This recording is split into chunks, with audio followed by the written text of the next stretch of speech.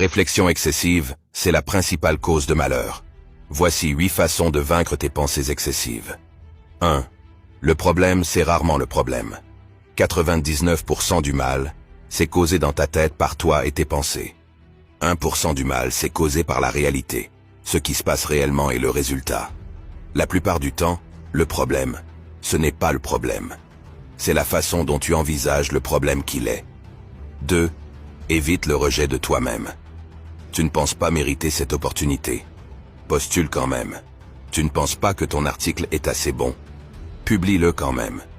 Tu ne penses pas qu'ils répondront à ton courriel. Envoie-le quand même. Ne te mets jamais en tête de te rejeter toi-même. 3.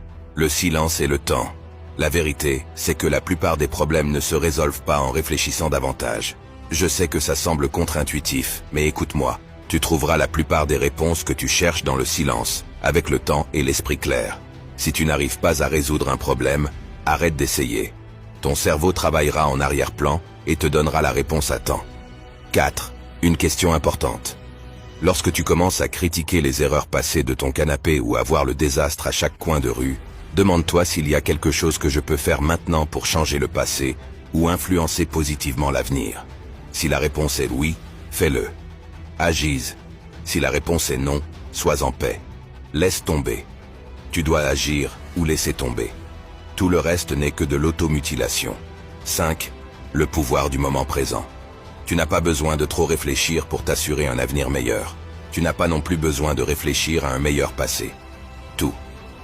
Ce que tu as, c'est le moment présent. Et ce que tu peux faire avec le moment présent peut réparer ton passé et améliorer ton avenir. Fais la paix avec hier.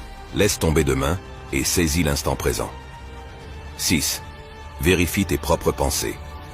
Tes pensées créeront des scénarios dans ton esprit qui reflètent tes insécurités, tes peurs et tes inquiétudes.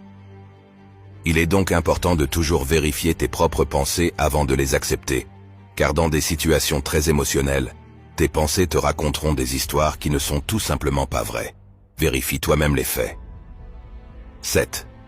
L'acceptation, c'est synonyme de paix. Aucune anxiété ne changera ton avenir, et aucune anxiété ne changera ton passé. La paix se trouve dans l'acceptation.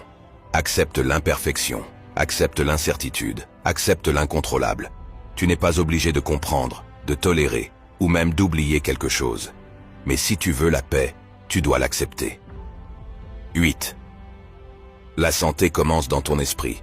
Tu peux aller à la salle de sport, manger sainement, faire du yoga, boire de l'eau et prendre des vitamines. Mais si tu n'affrontes pas directement la négativité de tes pensées, tu ne seras jamais vraiment en bonne santé. Notre santé ne se mesure pas sur une balance à la taille de nos muscles ou à l'ampleur de notre tour de taille. La véritable santé se mesure à la qualité de nos pensées et à la tranquillité de notre esprit. Si tu veux vraiment changer ta vie, rejoins notre mouvement en nous suivant.